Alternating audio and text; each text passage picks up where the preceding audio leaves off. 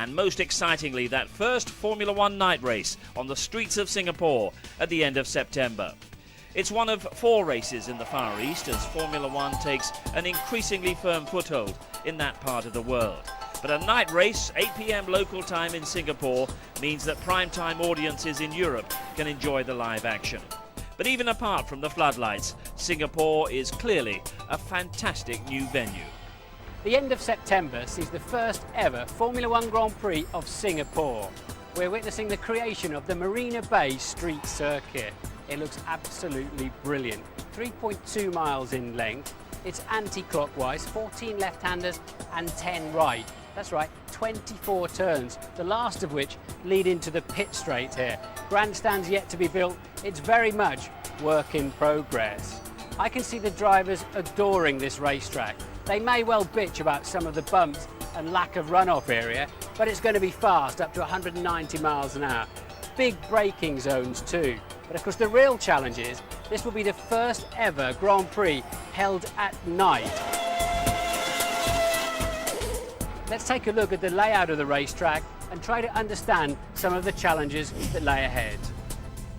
This track constantly breathes in and out. One moment it's a 4-lane carriageway and the next it's just down to 2. For example, at the Anderson Bridge, as they stream through here against the flow of normal traffic, it's very tight, a curved braking zone into a left-hand hairpin over yet another wide bridge on Esplanade Drive.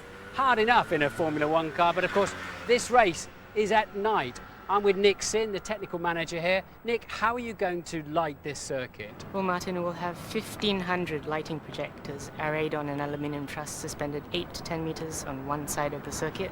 There will be about 3 times as much light on the track as there is in a football stadium. Safety is one of our paramount concerns, not just for the drivers, but for everyone else who has to work around the circuit. And of course, there has to be enough light for TV.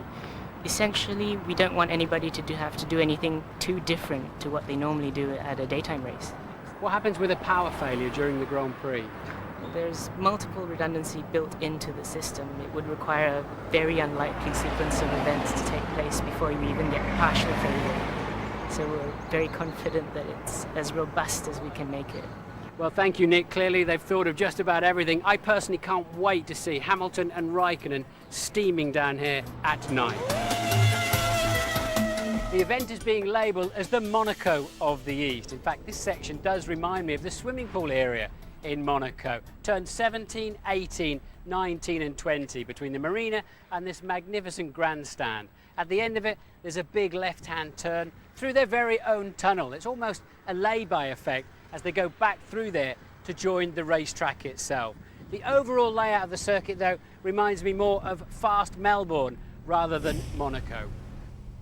It's a creative layout for sure, with many distinctive landmarks and specific challenges. 1/5 of the race circuit will be newly created and feel to the drivers very much like a normal racetrack. The other 4/5 are pure street circuit, with all of the challenges of the cambers and bumps to go with that. One thing is for sure, it'll be very difficult to set the car up perfectly for all of the corners.